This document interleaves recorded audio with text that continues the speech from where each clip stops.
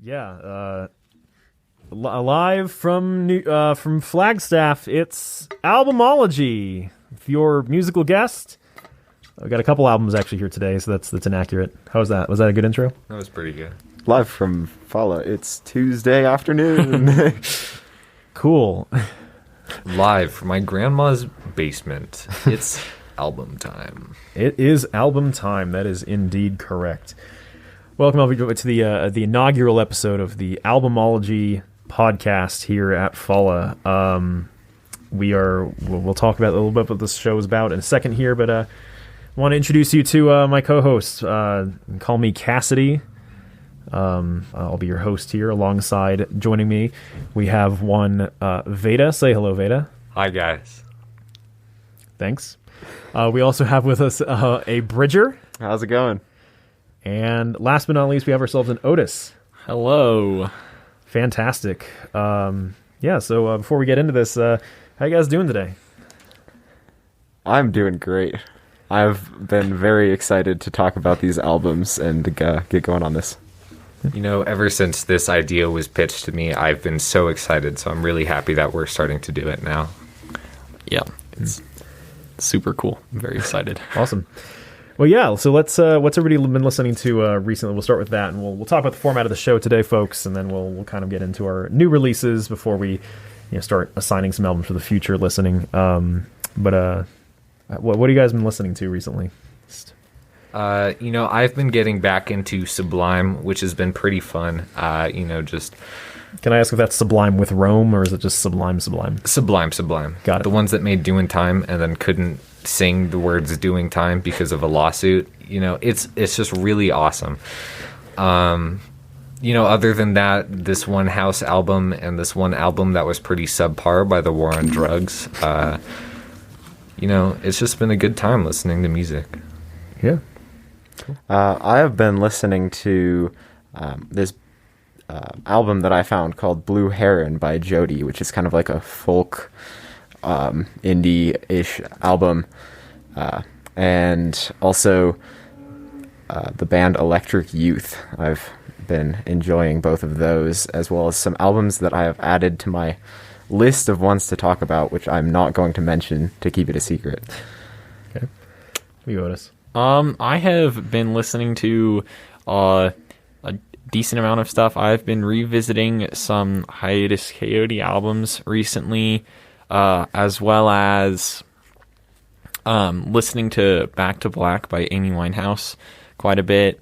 A couple weeks ago, I got really into Aretha Franklin, so I've been listening to her quite a bit as well. Right on.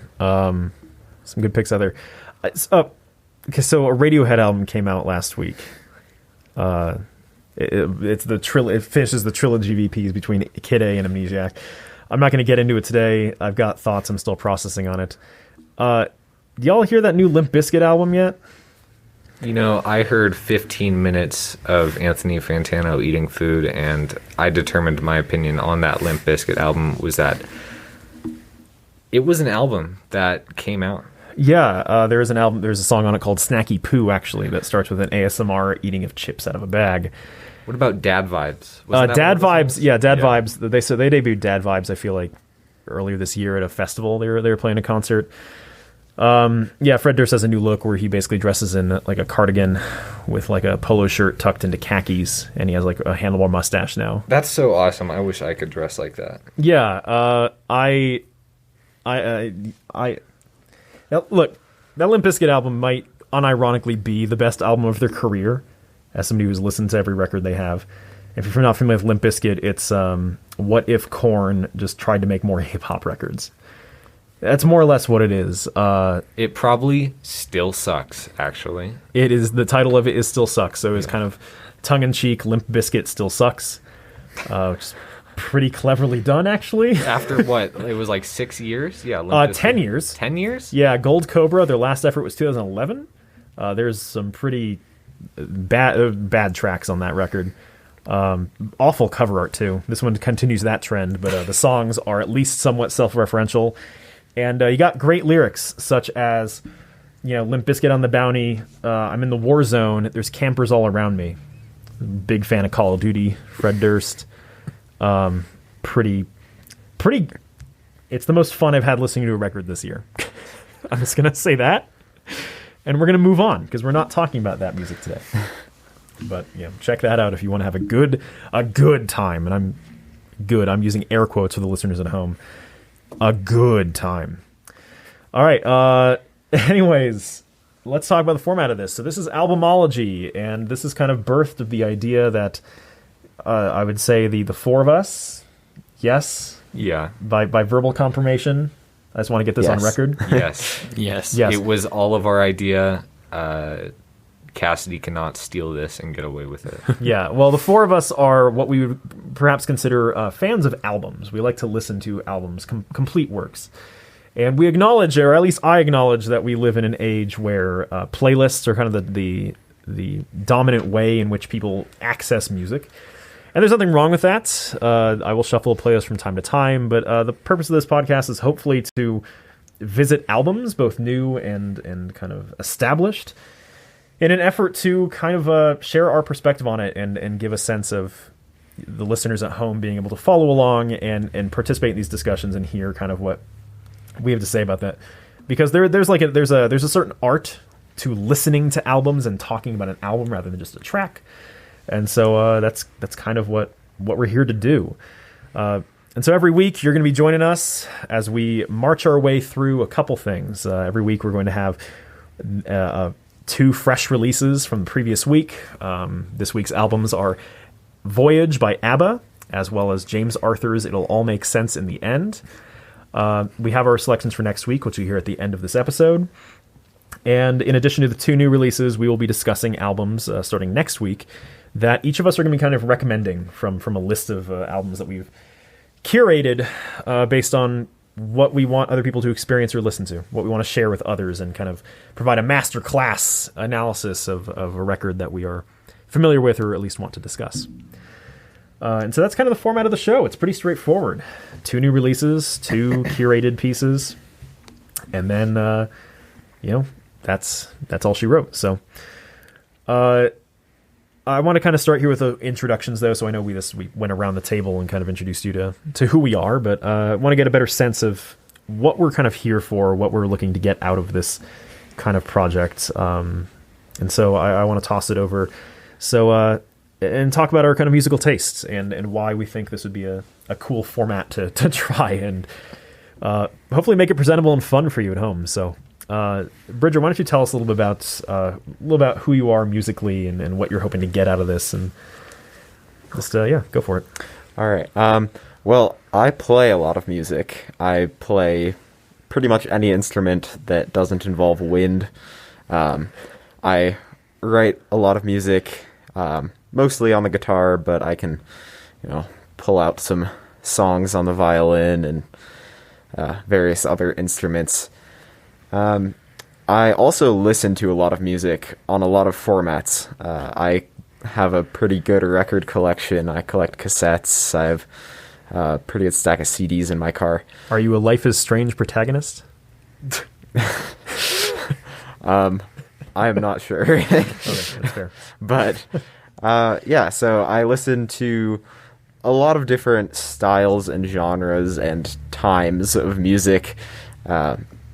I guess it would mostly fall under the indie genre, but also dabble in some soul and I don't know, whatever I come by. Cool. Thank you, Bridger. I don't know, Otis, how about you? What are you here for? What are you hoping to get out of this? What tell us about yourself. Well, I'm super excited to talk about new music here. I love discovering different artists, and I'm really excited to kind of have this opportunity to get a lot of exposure to new music. I think, listening to new music is just so fun. I mean, not necessarily new, but just music I haven't heard before. Sure. So that's what that's what I'm hoping to get out of this. And then as far as my relationship with music, I play bass. That's pretty much it. I can, kind of play piano. That's a stretch. I can also maybe play like a couple things on drums. That's also a stretch. But I love listening to music. Like, if I could, I would do music, like play music, listen to music, think about music, talk about music all day, every day. And I generally, I'd say that I have a relatively diverse range of what I listen to, but for the most part, it tends towards soul and funk, and like R&B, as well as some like pop. Okay, cool. Yeah, I share a lot of the same sensibilities. I also just really love music, and hoping to, through our random selection process of what we're going to listen to every week, I'm hoping to discover some like interesting things, or things that maybe like I'll add to my collection of like, oh, cool, this is like a cool 2021 artist, 2021 album, whatever it might be. So I share those same things with you, Otis. Yeah, as far as my background here, piano, vocals, telling myself I can play guitar. But Radiohead did say anyone can play guitar, and I am an anyone. So I like to think I am a guitarist. But yeah, I just really like listening to albums for production. Composition, I wouldn't say is secondary to production for me, but certainly the aesthetic, like the sonic qualities of an album, are what stand out to me most before I start getting into lyrics and arrangement. And so that's what I'm hoping to bring to this table, is some like weird choices in production or interesting choices in production, things that I just appreciate in an album of music. Speaking of albums of music, Veda, as an album of music yourself, why don't you tell us a little bit about yourself and your interests and your history here? I've been listening to music and specifically albums for as long as I can remember, since I just got introduced to music by my mom. I don't know if a lot of you know this. I'm the kid with the 50 out of 50 on the album study. Pretty impressive, I know. Tell me more about this. I did an album study sophomore year on the album Deltron 3030 by Deltron 3030, which is a hip-hop trio of Del the Funky Homo Sapien, Dan the Automator, and I think Kid Koala. I wrote a funny little essay about it, and Cassidy deemed it good enough to be a 50 out of 50. And so it really spiked my music interest, I guess, just knowing that I could talk about it. And so that's also one of the reasons why I'm here, is I love talking about music, and it makes me really happy that I can like be a part of a group of people who I can actually talk about music with, instead of people who don't want to hear it. My music taste, the biggest part of it probably lies in a lot of hip-hop, because that's what I was introduced to. I've definitely expanded out of that, and my music taste is pretty diverse, and so it jumps from hip-hop to a lot of experimental stuff, to a lot of funk and jazz, to a lot of R&B, some reggae, hard rock, soft rock, medium rock, whatever you want to throw in there. But yeah, albums are definitely one of my favorite things, and so it just feels really nice to talk about them. Yeah, and so as you've heard, we have a pretty diverse palette of tastes, which is pretty deliberate. We tried to assemble, hopefully, a crew of people here who we're not going to have the same album on our list. I love anime openings and OSTs. That is the only good music out there. And that's why we have Veda here. Hip-hop is garbage. I can't believe anybody would listen to that. Fortunately, this is being recorded, so we have proof of this. It will not go extinct. But yeah, we have as you've heard, we've had a pretty diverse set of tastes. I think I skew closest to rock, like the straight rock and metal, than a lot of people might hear. Also, I will hate listen to anything. Like, I will listen to any album. I've tried really hard to like break myself out of that mold of like, I only like this artist, so I'll only listen to them. And so that's been pretty successful this year, especially. And so there's gonna be some weird choices that you might hear from me, but I'm hoping to hear equally weird choices from all of you. So thank you, everyone. So yeah, Albumology. Let's start it off. we're going to begin with what we call the downbeat. And the downbeat are our new releases of the previous week.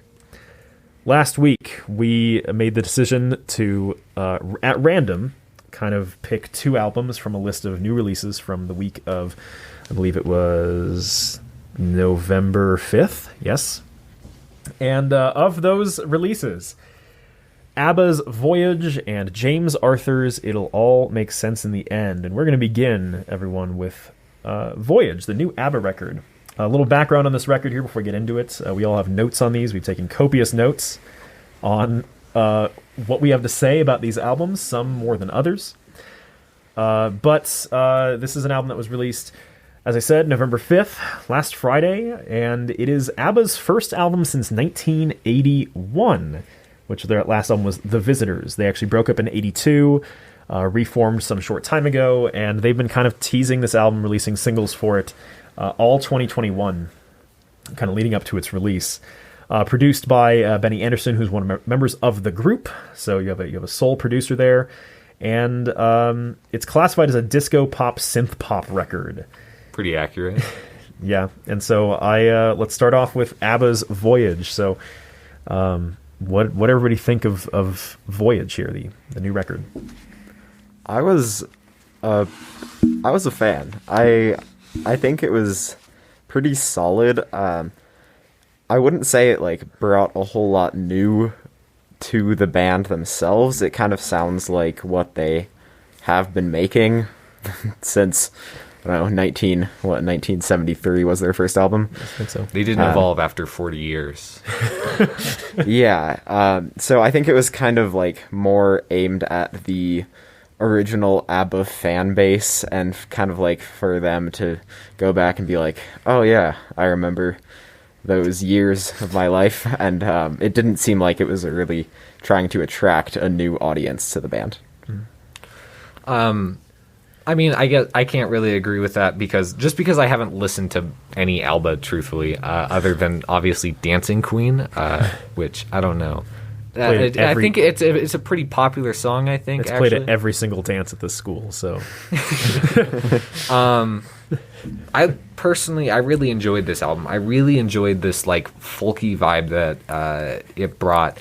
I guess I talked to Cassidy about this, but it felt like a musical. Which like it felt like there was like some sort of story being told. I thought that the highs and like this really high like funky pop, like it was just, those highs were really high, and I had moments while listening to this where I like just wanted to get up and dance because it was just so good and so enjoyable, and just really well put together. I mean, I loved the production on this personally. I loved the lyrics. I thought the mixing was like really well done. But yeah, one word, like I just wrote in a lot of my notes just the word lovely because it was just so amazing. I also had the word lovely show up multiple times. Yeah, I definitely agree with it being a musical. The first time I listened to it, I did kind of like a pre-listen, and I was thinking, am I listening to like the ABBA record, or is this like a musical soundtrack? Like Mamma Mia 3. Exactly. Yeah, I had moments where I was just zoning out, like, because I was like, I'm listening to a musical and I don't understand why. It's so weird. Yeah, and also some of the songs like felt like soundtracks as well, which was interesting. Yeah. But like overall, I think it was a really, really well done album. And something that just kind of came to my mind listening to it was the word like reminiscence, especially with that first track, I Still Have Faith in You. Mm-hmm. It just seemed like it was that track in particular for me seemed like a really good way to open an album, or that from an artist that hasn't been like active for 40 years. And it kind of like, it just felt like kind of coming back to something, which I thought really worked well. On that track in particular, like you have the line, "Do I have it in me? I believe that it's in there." Of this idea, can I make a return? Can I redeem myself? And then it talks about like the memories that we share. It does seem very much like it has this beautiful like lead vocal melody that's like really nice. it starts like a film score. It's like 5 minutes long. It's the longest track on the record, and it just evolves into like this rock anthem of just like coming back, returning, and having faith in moving on. Yeah. Another part about that was the ending, Ode to Freedom. I loved like it. Yeah. The song itself, like maybe I didn't enjoy it as much as some other ones, but it just felt like such a good like send off and like a proper send off in that sense. Yeah. Especially with the name, a lot of the lyrics, and just the way it like ended, and it had a really good fade out. And overall, like I just loved that ending, and it compared to everything in between, which was just all these really amazing pop songs, some more than others. But yeah, I mean, the ending was amazing, the start was amazing, and I really enjoy an album that can tell a story, not even with lyrics, but just with the music itself. I was really impressed, mainly that the youngest member in that band is 71 years old.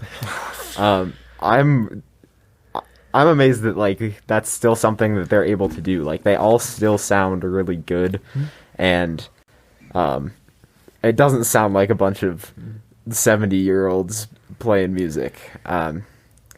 So I thought that was really cool. Yeah, it almost feels like there's a wisdom to the vocals that, like, you listen to like Dancing Queen, you know, it was already referenced as an example, and there's like this youth and like whimsy to it, and then a lot of these songs are just about like that nostalgic feeling, and it matches with the vocals because there is this sense of nostalgia and like this warmth that comes from just like being away for a while and then coming back to something you love, and I thought that was conveyed so well through like this track list.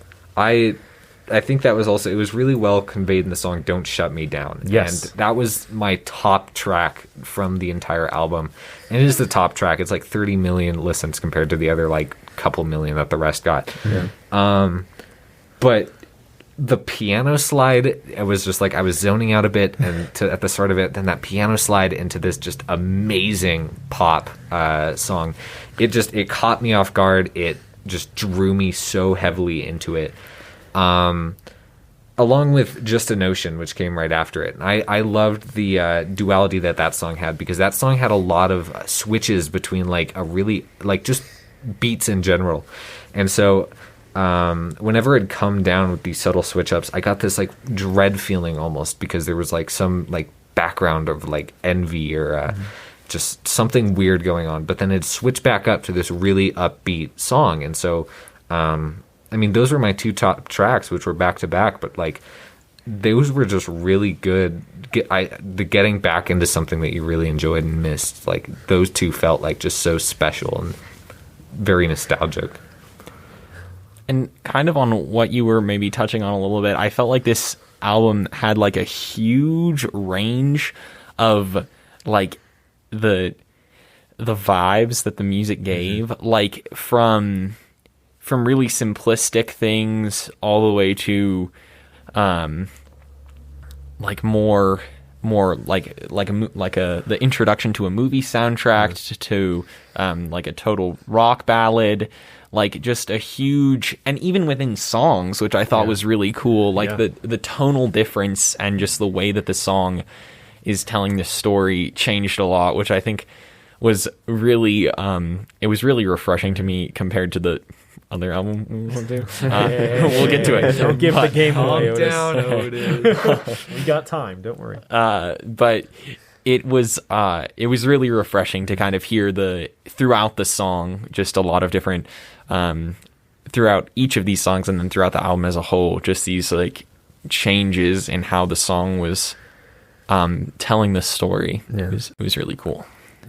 Yeah, go ahead. There was so much just good balance, I thought, and just complete chaos at some points, because when you jump from, I think it was When You Danced With Me, and it was like these weird Scottish tunes. Yeah, was it bagpipes? It's like this Celtic instrumentation. Yeah, and so that was like, it was so strange when that came on, and then it jumped to Little Things, which was like a Christmas song, which is a little odd for the third track in an album to be a Christmas song. I thought that song was kind of lame, to be honest. Like, what I didn't like. So when you dance, I think coming off When You Dance With Me was disappointing. When You Dance With Me, I don't know if it's a direct reference to Dancing Queen, but like this concept of the lyrics, like following I Still Have Faith in You, you have this idea of like somebody who grows up in a small village, moves on to the city, and then comes back to revisit for a village fair. Right? I 100% thought that was like an ode to Dancing Queen. Because it's because like you're only here for the music. I miss the good old times when you danced with me. Exactly. It's like you're coming back to revisit ABBA. Things have changed. It's been 40 years.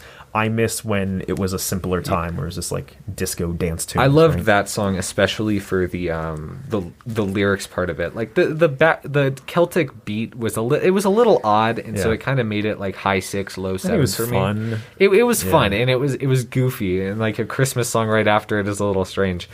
I think there was only one song that I didn't like enjoy as much as the rest, and that was probably Bumblebee.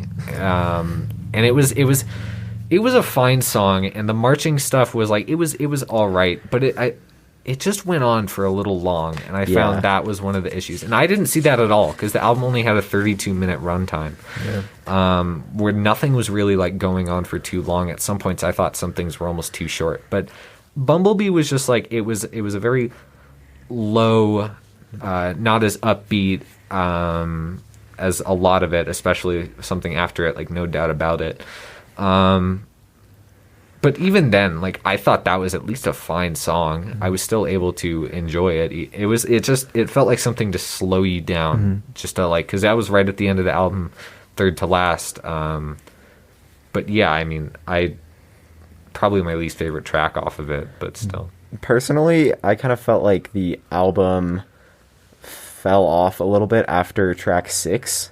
Completely reasonable. Like the first 6 songs, I was like, yes, I can get into this. Well, Little Things was kind of like it kind of caught me off guard. But it was kind of fun. I think I wrote it sounds like it's a small world after all with the children's choir at the end. Yeah. I think that we should have replaced Little Things with No Doubt About It, then put Little Things at the end, so that it could have just been absolute doo-doo at the end. Amazing at the start. It's a bonus track for like the UK, right? But I really liked I Can Be That Woman. That was a solid track, I thought. Sure. And it's one of the lesser streamed songs on the album, which was kind of surprising to me. I loved the storytelling on I Can Be That Woman. It's so somber. Like compared to the rest of this album, it's like smack dab in the middle. It's a fight between a couple. It's this weight of emotion. It even uses like the dog, which would be a point of like of humor in a song like this. But it's like the dog senses the tension between the two, and is like the first to show it. And like this idea of self-guilt and acknowledging when you've messed up. Like I think it ties in really well to like Don't Shut Me Down, especially of like I've come back, please give me a second chance, and like you can feel that in that song. Yeah, the song that came right after it, Keep an Eye on Dan. Something just like. It felt like nothing special. It was just like I wrote that it sounds like a dark synth nightmare off like the James Bond Living Daylights soundtrack. It felt like everything that came before it, but they like took it down 5 notches, and it was just like I listened to it and I was like, okay, this is kind of because like then I listened to that and then it was followed up with Bumblebee, and I was like, well, that's kind of disappointing. Yeah. No Doubt About It though, like it fell off after track 6, but No Doubt About It was just a really. I think it slaps. It slaps. It's really good. It's fun. I love the slide guitar in it, like little like the synthy line in it that sounds like a Styx song. It's like it's kind like for as dated. I feel like I'm a little more down on the production. I think it sounds super dated. It sounds like if you just didn't listen to music for 40 years and then came back into the studio and made music sound the way it sounded 40 years. If you had told me this was released in like 1984, I'd be like, totally. Yes, that makes 100% sense. Yeah, it like came out a few years after. Yeah, like, this is the follow-up. If this was their last album, I'd believe you. And that only came out a few years after, and they've just been dormant ever since. But I think like there's an endearing quality to that old sound. Keep an Eye on Dan, though. I just feel it is like somebody tapped out of music in like 1989, and like their entire notion of what pop music was just synth lines and also whatever. Like it just like that. That's where it falls off. But like No Doubt About It's like a fun like 50s romp. It's cool. I love No Doubt About It. I love that there was a little funk behind it almost. Yeah. I definitely got a lot of that. Keep an Eye on Dan felt like they had 9 songs and they wanted 10 songs. But they're like, well, if we put this at the end, everybody will be disappointed because we already have Road to Freedom. Yeah. Let's just put it like right there. Yeah. Yeah, it was definitely a filler. I don't think that any of the songs were like bad necessarily, especially compared to some other music that I've recently Don't give the game away. to. But I didn't like necessarily enjoy the 7th through 10th songs as much as the first 6. Yeah. You loved Little Things. It was my favorite song off of the album. Little Things was not a filler If you're track. listening to this, please go listen to Little Things and tell. So, like, I believe they were adamant that it wasn't a Christmas song. Yeah. But it's overtly a Christmas song. Especially with lyrics like, what is it? Christmas stockings full of nice things. Yeah, and the kids what are like, joy Santa brings. Christmas morning, yeah. Yeah.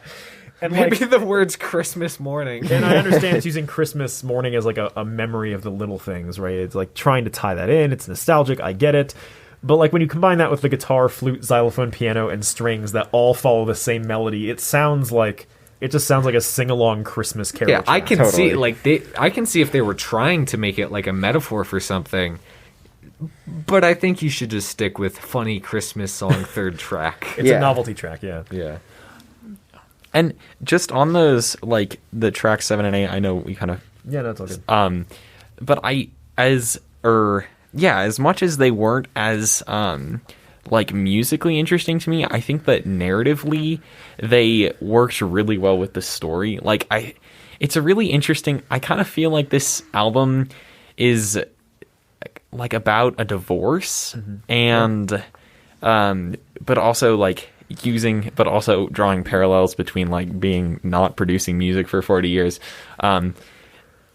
So I think that like, I don't know, Keep an Eye on Dan was an interesting track for me because it's like the vibes of like a parent leaving their kid with the other parent for like a specific amount of time. There was the line like 7 o'clock on Sunday to get him. So I feel like narratively they did add something to the album, Right. Even though like musically they weren't as interesting. It's so weird because we're talking about like the divorce and like the leaving. It's like I don't know. I just keep thinking about Rumors by Fleetwood Mac, and I don't know why. And like I'm starting to like almost like I can draw ties between those because to make that album they were locked in a cabin up in the mountains. Yeah. And then produced one of the greatest albums of all time. Yeah. Yeah, and I like the way that they it's like the separation between people and relationships and like the decaying of things over time. As you said, Otis, kind of compared with like just returning to music after a long time and like kind of jumping back into something and like on, you know, for example, on not Just an Ocean, sorry, on Don't Shut Me Down, right? It sounds like a musical number where somebody's singing on a park bench and they're like waiting for this conversation they're going to have. And one of the things they bring up is this idea of I'm not the one you knew, have an open mind, right? It's like coming back to us and like, hey, look, give us a second chance. But it's also, you know, that relationship that's fallen apart and maybe you're partially to blame. And you're like, okay, well, have an open mind. I'm a different person. Time has created this gap in this distance, but it also has changed things and given room for growth. So like, the thing I love most about this album is thematically it does such a great job unfolding that through its entire length.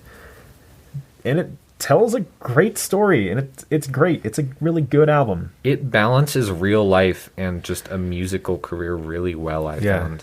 For sure. Yeah, I thought it was, just like the parallels between those two stories. And I felt like, I mean, up until track 9, I think they were kind of all a part of the same story.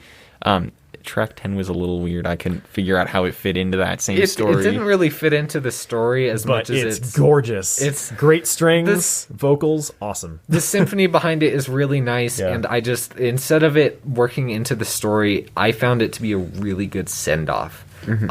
This also happened to happen in Deltron 3030 because the final track is not compared to the story at all. It's literally just him complaining about Brooklyn, I'm pretty sure. Okay. What's the over-under on Deltron 3030 producing the next ABBA album? Well, you're going to have to talk to Dan the Automator on that because, you know what? He should definitely produce something else under Handsome Boy Modeling School. Should Dan the Automator produce the next ABBA album? 100%. I would love to listen to that. Yeah. Great. All right, let's go around and give our final thoughts on this with a little score, hopefully. Bridger, where do you rate Voyage by ABBA? I went with a 7.5 out of 10. Okay. I thought there were definitely some good songs on it, but there were also some not as good songs. The bads were songs. I think that they qualify as music. It's not that bad, yeah, for sure. So 7.5. Okay. No, Otis, what do you think? I would also say around a 7 or an 8, just kind of in that range with some really nice stuff, and the thing that the thematic elements of it all really tie it nicely in together. Also, there was bells in every track, which is really weird for a pop album, but that helped tie everything together for me. Olivia Rodrigo, eat your heart out. Get some bells on your album. Yeah. Don't add us Olivia Rodrigo. Somebody just tweet this to Olivia Rodrigo and see what her response is. Put it on full blast, timestamp it. Anyways. I'm a 7 out of 10 myself. I think the dated production is the only thing that brings it down for something I'd listen to. I understand, again, for who said it, but if you are an ABBA fan, I imagine this is a perfect return to form album. I can't imagine a better return of ABBA than this. It could have been an unmitigated disaster. This could have been awful. It could have been a modern pop record, but with just ABBA. But it's not. Wisely, it is not that. And so, it's a 7 out of 10 just because I think those themes carry it. I think a lot of the ideas carry it really, really well, even if the execution is not something I personally would go out of my way to listen to actively. I mean, for me, probably a low 8 out of 10, personally. Every time an artist will come back to release something final, I'm going to use A Tribe Called Quest. We got it from here. Thank you for your service as an example. It can be one of their greatest albums and completely fine, or it can be absolute not good. And I thought that this was really, for a person who doesn't listen to ABBA, or a person who loves listening to ABBA, it works in both ways. I can see how the dated production can be a little annoying, and I can see a couple tracks just not being as up there as a lot of the other ones. But even then, those tracks were pretty good. So I was going to say high 7, low 8. Okay. Cool. 7s all around, off to a good start.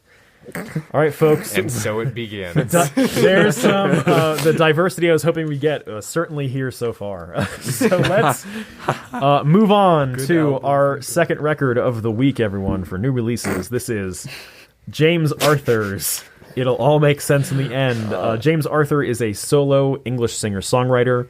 My understanding is his biggest claim to fame was in 2012. He won first place for the X Factor competition, which gave him the start of his career. This is his fourth studio album, his first with Capitol Records, who kind of took over. I do not know what his previous album was. In 2019, he released an album on Columbia Records. This one was also on. I think he must have re-upped it on Columbia. I'm sorry, I misspoke. Point is, though, I want to read one thing here. So this is a reflection of COVID-19 lockdowns in 2020 is what this album is kind of pitched as. And I want to read a quote from the Wikipedia entry for this album. James Arthur titled the record, "It'll All Make Sense in the End because, quote, it's what I'd say to my younger self," end quote. Which also inspired the cover art, which is meant to depict a, quote, post-apocalyptic world where absolutely nothing makes sense, end quote. Post-apocalyptic world where absolutely nothing makes sense is an apt description of this album. So let's talk about James Arthur. I think that we should start with that album art, which is just probably the worst album art I've ever seen since anything by Limp Bizkit. Otis, can you do us a favor and describe for us, for the listeners at home, the album art? Just do your best to describe it. What are we currently looking at here? So the first thing that stands out to me is really bad text placement and font. It's just not creative. It's really boring. He should have done Comic Sans. We've got the name in the upper right-hand corner and J.A. in a really weird font. It'll all make sense in the end in the lower left corner. Now, for the image, we have. Good luck. All right, Just try, so, Otis. You got this. in the I'm gonna call it the foreground. We have James Arthur, supposedly, allegedly, and younger James Arthur making eye contact, giving the vibes of, you know, a little kid asking for candy, or maybe asking a question to an older adult. And James Arthur talked just about looks his jacket. really intimidating in this photo, I'm realizing, and it's like a little concerning, honestly. And then in the background we have what looks like the middle ground, we have what looks like some broken down buildings, skyscrapers that are no longer intact. Skyscraping. Yeah. Yeah, Talk and about so his jacket. It's my favorite part. Yeah. Can you Yes. explain why he's dressed like an admiral on a Titanic? okay, I thought he looked like a Harry Potter character, which like the little just for the listeners out here, we have little yellow stripes on this the cuffs of this coat, and that just gave me some strong Gryffindor vibes, which it's just so weird. I don't want to be mean to the guy, but Yeah. he looks like if somebody took like a picture of Taylor Swift and then made it a man in like some face app. Yeah. Because then I Googled Taylor Swift and then I Googled James Arthur, and I found two images that looked oddly similar, except one was James Arthur and one was Taylor Swift. Hey, Maybe don't we go- should talk about the music. Don't Let's go talk about dissing, the music. Don't Let's go talk dissing music. on Taylor Swift. Yeah, so I you know, we're going to get into the themes here and stuff like that. I don't mean to disparage the experiences of James Arthur. I know the attempt, or at least what he said in Twitter interviews, has been largely, you know, he's going for personal experiences from his life. It's a reflective thing. You know, the album art reflects this, as Otis described. He's talking to his younger self, allegedly. It's really hard to tell what is going on this cover. Please look it up for yourself. But yeah, so we're not going to disparage the experiences. That being said, this is an album of music. This is a work to be produced, to be listened to in a single sitting, and we're assessing it by that merit. So who wants to jump in on the music here? I don't want to. I really want to. Yeah, go ahead, Roger. I have a lot to say, so I'm just going to try to summarize this a bit. I really don't think the album like brings anything new to music in any sense. It's like, it's very corporate sounding. It's like not all that complicated. It's like you can tell that there's like a team of producers and writers, and it's just like, it's kind of hollow. It doesn't really carry much. It doesn't effectively carry much emotion across. Also, the album is 14 songs long, which is 14 too many. indeed 14 too many. It is wild. It's like, it feels twice as long at least, but almost 50 minutes of music, and there wasn't a single song that I felt like I enjoyed or that I got anything out of at all. And it's just like not very creative, and all the songs sound the same, which can be good in an album, like in a measured way, as to where like the songs are cohesive and like work you want together. Tonal consistency. But Yeah, having all of the songs sound the exact same doesn't really work. It was an experience, to be honest. I'm looking at his Twitter, and I saw on his Twitter he said that everything here was super authentic and it meant a lot to him. I do not believe that. I cannot, like, you could probably place the lyrics of like 5 of the songs together, and I could not tell you which one was which.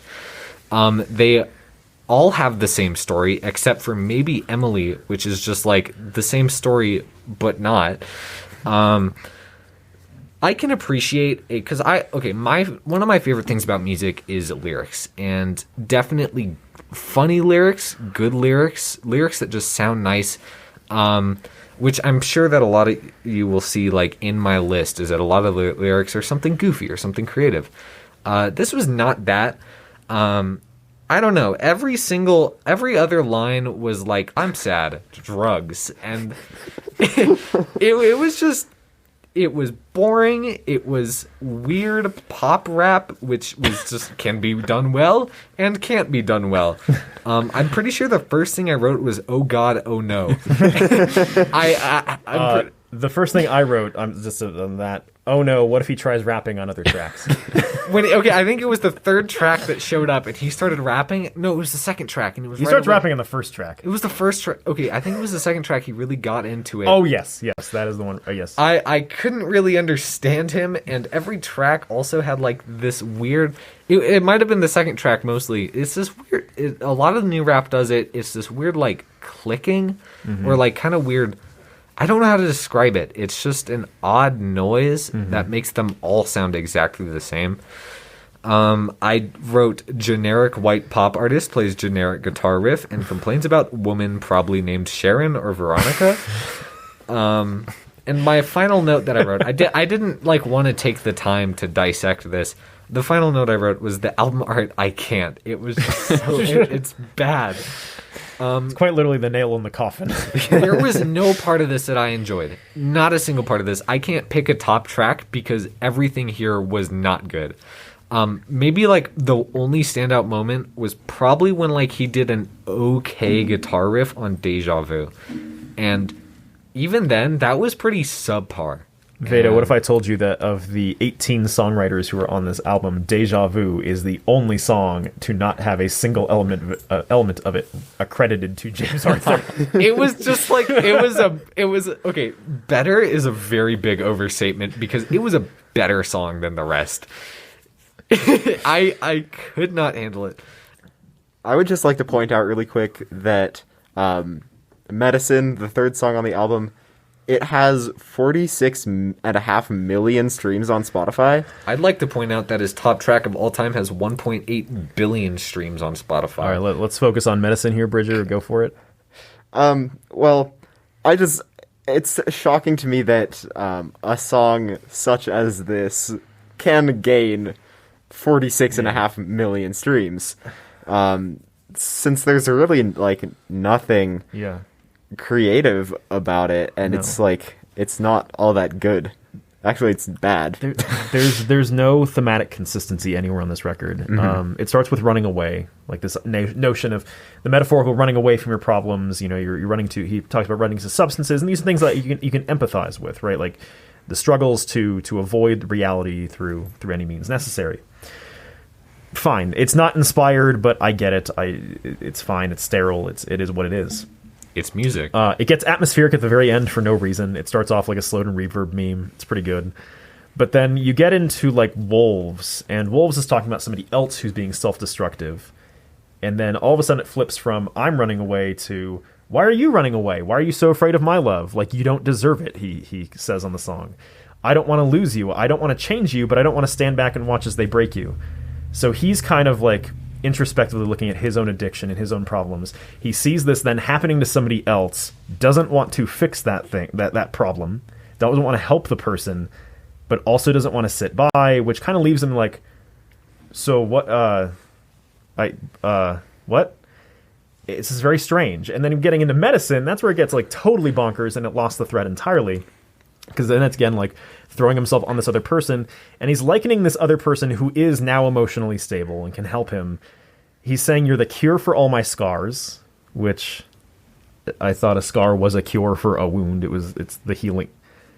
We're going to move past that.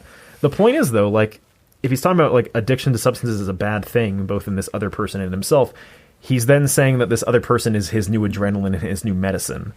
So he's now turning this other person into a substance on which he's now codependent. I don't understand what the theme is, because that's three different conflicting ideas. And I would like to add on to that. One of the lyrics in that song is, one sip of you, I'm hooked, I want to hit it harder. So that's just like blatantly throwing the whole like addiction is bad thing out the window. Yes. And then also, you put your body on mine when they're taking aim. So just like bringing somebody else down while they are like getting better while they are doing okay. You're just like bringing them down as you go. Yeah. I couldn't get like a good theme throughout this entire album because he just contradicted everything he said. And he's just talking about how he's addicted to drugs, and he's talking about like, I'm all sad and this is my lady, I'm going to propose to her. I don't know. I found something. He said that he found this album to be a Foo Fighters Unplugged vibe. That is okay. Otis, what do you think about that assessment? Yeah, what do you think about that assessment, Otis? I'm not super familiar with the Foo Fighters, so I don't really know.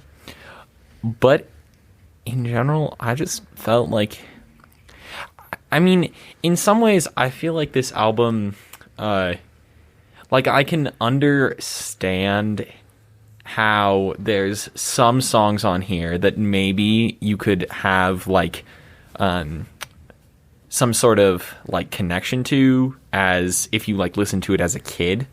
But other than that, I did not connect to it in any way. And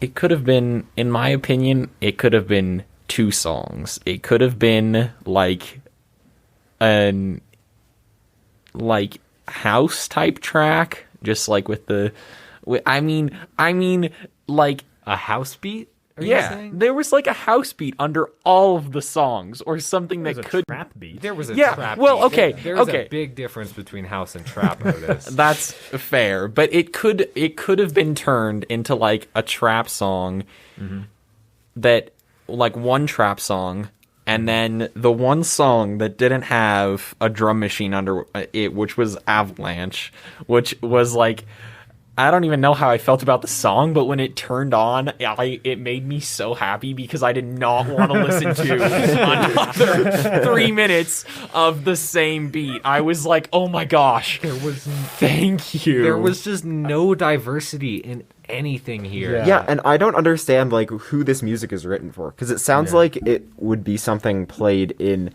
a store, like a department store or something. But also it has like all of these kind of like darker themes, and 4 of the songs on the album are labeled explicit. So it's like, it kind of like, I don't know who's listening to this. And it's also just like every song has this one like guitar riff that everything else is based on, and it doesn't change throughout the song, and there's very little dynamics in the other instrumentation, so it just gets really repetitive. And no song, the shortest song on the album is 2 minutes and 47 seconds, and it goes up to over 4 minutes long. The production decisions are made. So there are so many every track has a different producer. I think 4 or 5 of the tracks share the same one. But for the most part, it's mostly just different producers for different tracks.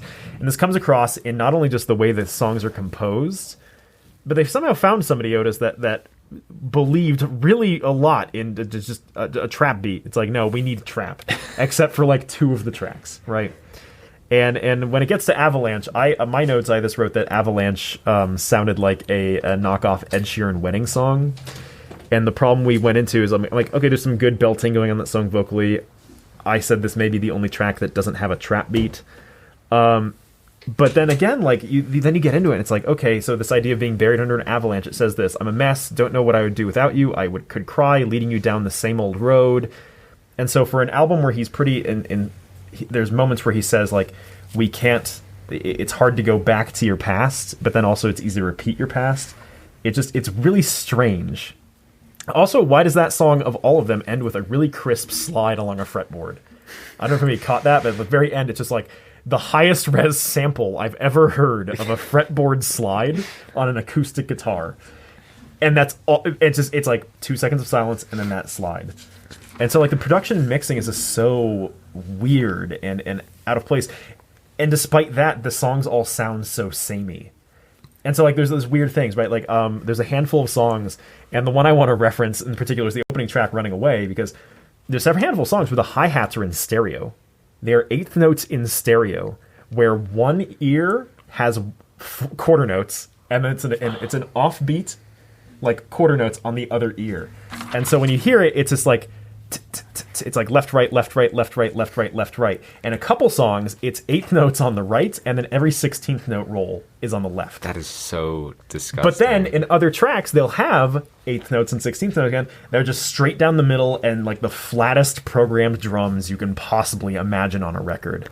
There is no consistency to how the percussion is presented at any point in this song, which to me is like, oh yeah, they cut individual tracks, they arranged them on an album because they sounded similar enough, and there's no master engineer to go back and mix just down and just add some consistency to the instrumentation. There's Also, none of that. I would like to add that the hi-hats are not like slightly panned to each ear. They are 100% left, right, left, right. It's like a Beatles record. If you take out the right headphone, you only hear quarter note hi-hats. You don't hear the other ones. It's just like it's kind of wild. I can enjoy that personally. Like when it's done well, it's done well. And so it really like it can change a listening experience. Yeah. But when it's not done well, it's not done well, and it really ruins a song and an entire record when all you can hear is like just like a weird noise in each ear.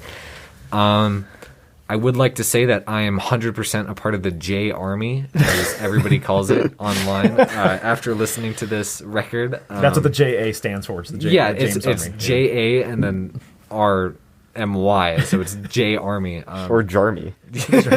I'm a part of the Oh, J it's the Jarmy. Yeah, he is English. Yeah. Yeah, I just another big Who was this made for? Who like looked at this and thought this is like the biggest innovation that music has ever seen? It's just Apparently a lot of people, but I don't know a single one of them. And I want to, I want to talk directly to the listeners, and also James Arthur, if you're listening out there, I want to know something. I don't know. So I understand. Okay, listen, James, pull up. I understand that you won X Factor, so I can't say this is nepotism. I can't say you got an industry job for you. You obviously have talent. This talent is showcased sometimes on this record. I think he's at his best when he is singing at his lower register and when he's singing falsetto. But most of this record, he's putting on this like sorry, James, you're putting on this distorted voice that feels so forced because it's also then auto-tuned. I don't think there's a single track on here where there's not auto-tune applied to the vocals. And so when you're trying to like have this emotional resonance and this rasp and this vocal distortion that's supposed to like, my voice is breaking, like I think he even says that in like the final track, I want to say. The problem is like there's no emotion in it because you've removed the human elements out of it. You're not belting in the way that's like showcasing your range in its best light. You're adding this vocal distortion that feels forced and strained. And so when you're saying, I care about you, and you are straining to say it, it feels like you don't care about somebody. It feels like you're not being sincere. And so the problem is like you get this throughout the entire album. And I don't know, speaking to your point here, Bridger, about the popularity, I don't know who this is for because he has more subs on YouTube Music than Radiohead. He has tons of monthly listeners.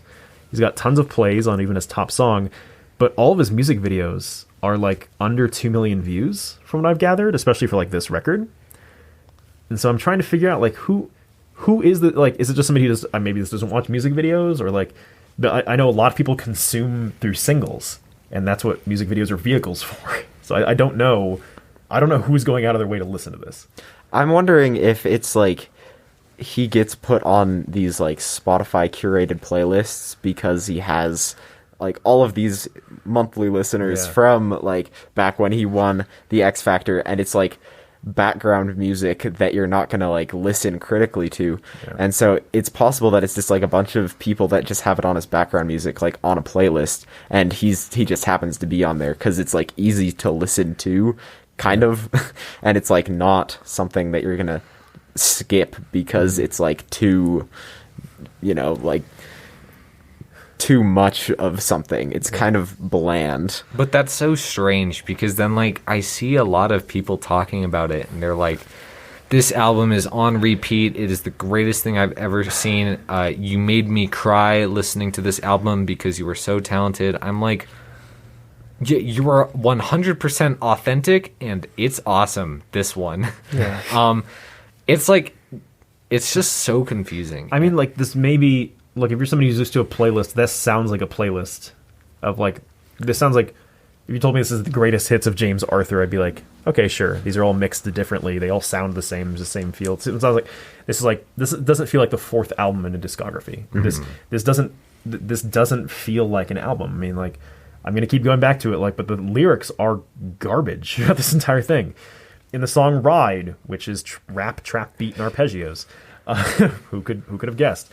Can I give you advice? You can fool me once, but you can't fool me twice. But if you're talking about addiction, like, the entire idea with addiction is you get trapped in the same mindset, and you keep making the same mistakes. You keep getting fooled twice, 3 times, 4 times, 5 times. It doesn't make any sense. The song "Deja Vu," which is absolutely amazing. Is that sarcasm? Oh, absolutely, yeah. But this idea of, like, feeling distant, I understand this feeling, but then, like, the chorus is just so forced, and, like, there's some actual drums and there's actually a guitar solo, which makes sense, as you pointed out, Veda. But then, like, then you have, like, a lyric like, "You connect the new me to the old me. You're Illuminati. You control me." It's so unbelievably fake. I cannot handle it. Yeah. My personal lyric off of Medicine is, "You are my heroine. You're my escape." And then it follows up with, "Everything gonna be Gucci today." Yeah. This album was just doo-doo. Yeah. I have a few favorite. Yeah, please, let's run through our lyrics. favorite lyrics, because there's a lot. I would love to share Yeah, these. absolutely. My first pick, one that stood out to me from the beginning, was 25 seconds into the song "Emily." He says, "I'm going to ask your mom to marry me."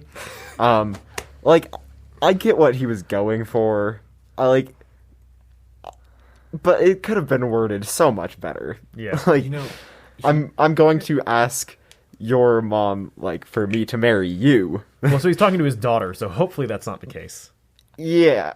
Well, oh yeah. Yeah, so it makes more sense. Like, but there it's is still, that. it's still weird to include in, like, to my future daughter, I'm going to ask your mom to marry me, but by the time you're reading this, we're probably already married. Yeah, and then, but then, like, also, Yeah. if he's talking to, Somebody who's not, like, Yeah, his I partner, and then, like, I'm going to ask your mom for, like, if I can marry you. yeah. But then there's also that one, like, where it's like he's talking to his, like, non-existent daughter. yeah, But it's strange. that was very confusing. And then another one, a minute and 20 seconds into the song "Running Away," I was chillin', I was living, building a zoo in my bedroom with Dylan. I was rapping as human.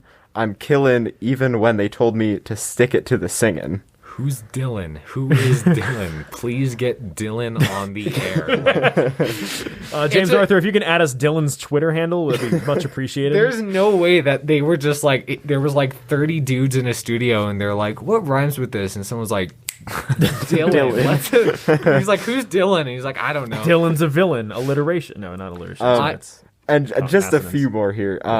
At the end of the song "Running Away," and it consists. So it goes chorus, post-chorus, chorus, post-chorus for the end, and the chorus is, "I'm always running away. I'm always running away, away from me. I'm always running away. I'm always running away, away from me. I'm always running away." So he does that twice at the end, but then the post-chorus goes, I'm running, yeah, I'm running. And so that goes a total of 4 times of just him saying, "I'm running away, I'm always running away, yeah, I'm running away." For the and so listeners on. out there, I just want to clarify what Bridger's referring to is repetition. It's a really subtle way to reinforce a theme on a track.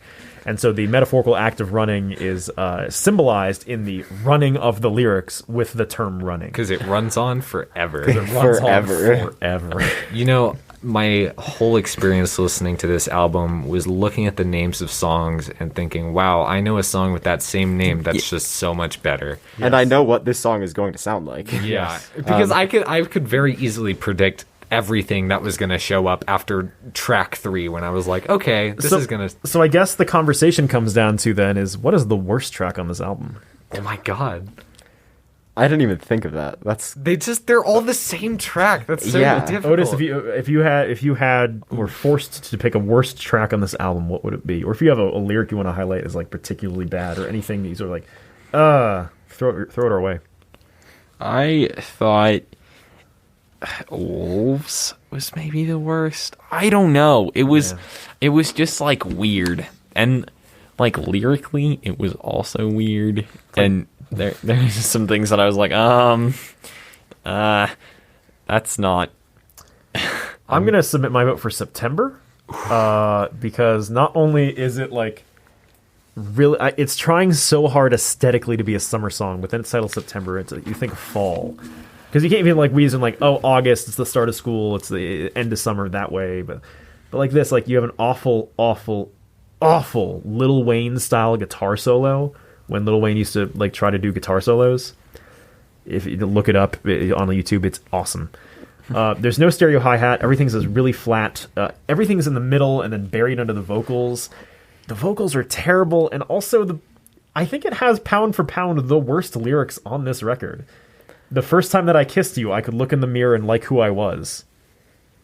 So again, like this dependency on a person to feel good about themselves, which is not healthy, and this song celebrates that feeling. It's very strange. Otis, could you please just read for me this lyric number 2 that I put out here, and we'll talk about why I think it's awesome. I can never wait for the weekend when you would come over, because that's when I'd see you again. Man, he's a lyrical genius. That has the same energy as this, like, man, I love like eating cereal on Saturdays because that's the day I get to eat cereal. That is the same energy as like Fitter Happier by Radiohead, where it's just statements. Yeah, it's like I need to do a 500-word essay. I've only got 495 words. I need 5 more. Let's just define the concept again. I would like to point out that September is the second single off of this album. It's the second most streamed song on the album as well. And also, I just learned that when he released the song, he also released it along with not 1, not 2, not 3, but 4 separate releases of it, of different remixes. That's 5 total releases. 5 total releases for one song. When did he release this song? September? In July. Or okay. June or July, I can't remember which one. So here's the thing. James, camera 2, microphone 1, okay? James, your album was coming out in November, which is 2 months after September. You had the opportunity to drop a single in September called September. And you released it in June. And it would still give you a good 8 weeks of promo time for your album. He threw it all away. June 11th. You sank the album, James. Sorry. Can I say my least favorite? Yeah, please do, Veda. It's one that we didn't talk about, but Last of the Whiskey was a song in which he delivered one verse that was about 8 lines tall, and then he jumped from a pre-chorus to a chorus to a post-chorus to a verse 2 that was just 4 lines, to a pre-chorus to a chorus to a post-chorus and an outro. It was so insufferable that this guy delivered like maybe 20 seconds of song and then just the same like different choruses for the rest of it. And I just remember listening to this and thinking every time he said that was the last of the whiskey, just thinking this is the most annoying person I've ever met or heard. This album sucked, Mr. Cassidy. Hey. Not my fault. Just an interesting thing. September by Earth, Wind & Fire was released in November. I just thought that was interesting. So, I mean, even if you are going to release a song called September, not in September, there are ways to do it well. James, Arthur, you had the proof. That was Earth, Wind & Fire had a banger on their hands, and they released it in November. Do better. Should we give our scores? Yeah, I want to highlight the one song that I think is not absolute. Like, I think every song on this is pretty much terrible. The least terrible, nobody's mentioned it, and that's the only reason I'm bringing it up. 4,000 Miles had instrumentation that actually worked as a pop rock, like post Maroon 5 World's pop song. The guitar tone was actually okay. It's the strongest vocal hook. It's actually catchy, but the song drives. It has a bass that drives it, like the concept of it has instrumentation and drums that drive it, The distorted guitar in the chorus is really nice. There's a really nice low bass line in like the post and pre-chorus that works great too. The vocal distortion actually makes sense because it's more of a pop rock song. Good hook. It just has no progression to it. So it's just like, it's the same thing, and then they just add distortion over time and turn it from arpeggio into chords. It just made me think of a better song also called 4,000 Miles by Blackalicious. And I also want to point out that it is not even, it's not immune to the cringe lyric of "drowning in the champagne supernova. I'll just sit here getting wasted in my Rover," which I want to point out is, I wrote here is, "Hey, y'all ever heard of Oasis, Champagne Supernova? You know what I'm talking about, pop rock." And then also Chainsmokers, because the "I'll just sit here getting wasted in my Rover" has the exact same delivery in the song as "in the backseat of my Rover." Can you read verse 2? Can you read the first line off of verse 2 when you scroll down a little? On 4,000 Miles? Yeah. Sorry, I got to pull it up real quick. This is great for the listeners at home. It's, if you'd like to read it off, Veda, please, yeah. "If I pour whiskey in your water, would you drink it?" All right, so 4,000 Miles is a great instrumentation, but again, like these lyrics are some of the honestly, these are some of the worst lyrics I've heard in a very long time, and I've actively listened to that new Limp Bizkit album like 10 times in the past week. True dat, Mr. Cassidy. If you wouldn't mind letting me bring up my please my favorite song on the album. Please. My favorite song on the album was "Take It or Leave It." Bold choice. Because I left it. Dude. It's the last song of the album, which I think is the only reason it was my favorite, because I was so happy to see that I had no more songs to listen to. I think that I got that exact same moment when I was like, "Oh my god, it's ending!" Yeah. And I was like so hyped to listen to the final song. And then also it's like, it's a little bit more like laid back. His voice isn't doing that weird like distortion as much, and it was just like, I think it's because like all of the other songs had that it was like my ears were just like, oh, it's over. And it's coming to an end. It's ironic because that has the most people on board for it. That was written by that was written by 6 people with 3 producers. That's so cool. 9 people worked on like the most stripped back, laid back track on the record. And yeah, I mean, like it has the title of the album in it. The other thing that it has is like it tries to get to a place that it doesn't deserve, but it tries, like, yeah, all the highs and lows, the loss of inhibitions, I'm under the throes of all my bad decisions. Okay, like being buried by your bad decisions, great. It didn't successfully explore that through any of the other lyrics on this record. And it also ironically says, like, maybe I want too many things and I hope it'll all make sense in the end, which, like, I don't think it did, like, in the way that at least James Arthur, I think, intended for this to do. It doesn't, ironically enough, it doesn't make sense in the end. Yeah. Like, also, this song is the one that has the lyric, "So take it or leave it, my voice is nearly broken," which is interesting because it's the only song where he isn't, like, breaking his voice by singing. This is true. There's, like, very little distortion on it. It is that laid back, like, it feels most natural for him. Mm-hmm. Yeah. And it's I think it's one of his better vocals on the It's like that album. and, God, there was another one. Never Let You Go, Terrible. Always had some interesting vocal stuff when he did falsetto work, but the rest of it's just like, yeah, like, he has to be a good singer, right? He won a competition. I listened to some of his older stuff. It sounds okay. Like, you can tell he's, again, really good at that low range, and he's really good when he hits falsetto. I just think he reaches for that middle ground, that tenor range that I just don't think he does well. I feel like if you told me this album came out in like 2012, I would 100% believe you. Oh yeah, this is very much like an early Imagine Dragons type like vibe. Yeah, that's Yeah, so let's give final thoughts. Who wants to start?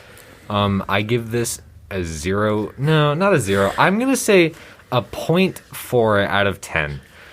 Because, wow, was this entire thing so insufferable and only made up by, like, 1 or 2 moments that were bad, but less bad. I did not like this. Yeah. This was bad, objectively. I will go next. I listened to about half of this album in journalism a week ago or something, and it was bad. I knew it. I knew it was bad. I knew what the rest of the album was going to be like. I went home, and I was just dreading having to listen to the rest of this album. And I listened to the whole entire album. I listened to it again. I listened to this album twice. And I couldn't find anything that I enjoyed. I couldn't find any redeeming quality about this. So I gave it, assuming we are on a 1 to 10 scale, I gave this a 1.1 out of 10 because it is technically music, and it has production. There isn't much that could be worse, but there is something that could be worse. Yeah. Otis, how about you? I mean, I don't know. I think there were definitely, I wouldn't call them redeeming qualities, but there were some things about this album that I would have appreciated in a different context. Like, in particular, I thought the different panning of the beat and the hi-hat was pretty cool, and so I think in some different contexts that would have been neat. There were some other things, a very few number of other things that I would have appreciated. Again, I think it could have been one song, and I would have been like, you know what, I'll give that a 5. Right, but it was 14 songs, and it's like a 2. I don't know. It's not very. That's pretty nice of you to say. It's generous. I know. A 2 is quite generous. For this album. Yeah. I mean, I echo a lot of the same things. For me, I was worried I'd be the most negative on this one. More than a 0.4. I'm going into this and I'm looking at it as this experiment is to look at albums. I'm really glad we had these two to start. Like ABBA's Voyage sounds like a cohesive thing. It sounds like a single vision. Sounds like music carried through to a logical conclusion. This sounds like just a bunch of singles compiled. It's very front heavy, even on the catchier tracks. It's a bunch of singles thrown together into an album. And then you have James Arthur advertising it as like, this is a concept about, my past experiences, and whether, again, not to disparage those, it's such a thin set of tools that are dipped into the well so many times. At some point, like you said, Otis, if you told me this is one song, I'd believe you. Like, it just feels, you become numb to it, and it just doesn't connect and doesn't land, it doesn't mesh. There are a couple pockets here and there of good ideas. There are a couple like interesting vocal melodies. There's some stuff there in the instrumentation sometimes, but it's all for naught. I ended up giving it a 2 out of 10 because it's not the worst thing I've ever heard, but it's also a lot of the things I don't like in an album. It's just disconnected and doesn't feel complete. It doesn't feel like it was made with love and care. It feels very artificial. So 2 out of 10. So there you go. 0.4, a 1.1, and then a couple 2s. All right. So awesome. There's the diversity I was looking for.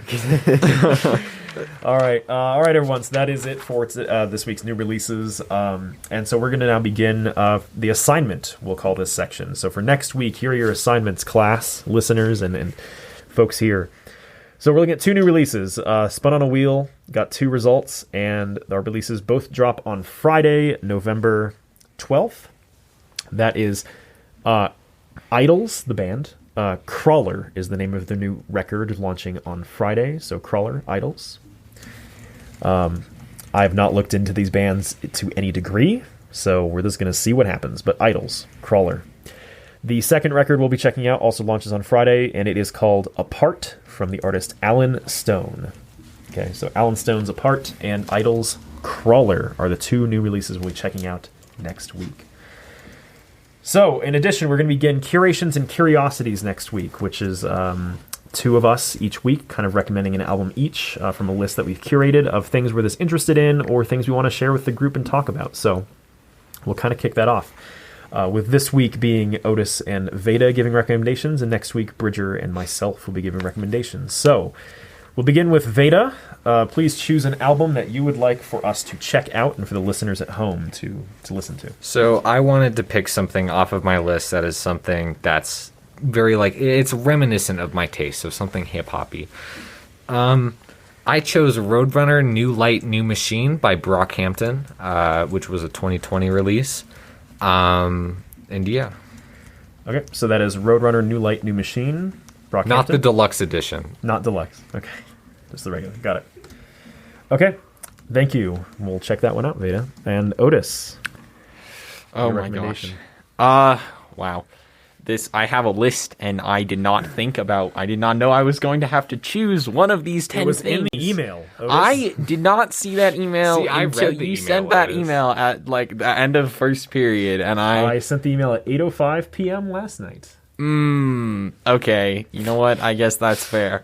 All right, it's all good. Anyways, I'm gonna go with Montero by Lil Nas X because I want to see your reaction to this, Cassidy. Okay. I have been like looking for an excuse to listen to this album, and God, am I hyped! When this album came out, the first thing that I was like, Yeah. I want Cassidy to hear this. I want to know how he feels. Did you know that Lil Nas X and We're not gonna preface these at all. We're gonna go into them as blind as we can be. God. Okay. And then next week when we reconvene, Otis, you'll be responsible for guiding us through the Montero discussion, and Veda, you'll be guiding us through Roadrunner New Light New Machine. So, all right, guys. Well, thank you guys for joining us today. Thank you those at home listening. We appreciate it. Thank you for sticking around for this good discussion on music. Hopefully it was enlightening. Any message for the viewers at home? go listen to the James Arthur album. It was You will be sorry. It was so awesome. You'll want to be a part of the J Army when you're done. At least check out the album cover. Any other words at home, Otis or Bridger?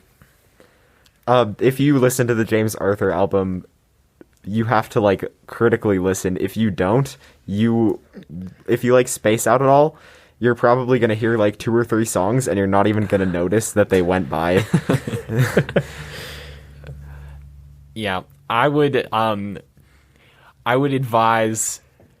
Also, if you listen to the James Arthur album, you have to listen to the whole thing because otherwise you don't get the full experience of Yes. wanting it to be done. We had to listen to Yes. that whole thing. You should. Part too. of the experience of album listening is listening to an album cover to cover. Like that's this kind of thing. And so if you're not doing that with James Arthur, you're missing out the thing. I will say though, I'm not going to recommend you check out the James Arthur album. Please listen to ABBA. Listen to Limp Bizkit's new album. That's better, and that's called "Still Sucks," and that's like a solid 3 or 4. Thanks, Limp Bizkit. Yeah, You're so cool. so please just don't listen to James Arthur, or do if you just want to suffer. So, all right, everyone, we'll reconvene next week and check Spotify for a playlist with these albums in it. So, bye, everybody. Bye. That was so enthusiastic, y'all. We Yeah. try our hardest. We nailed it.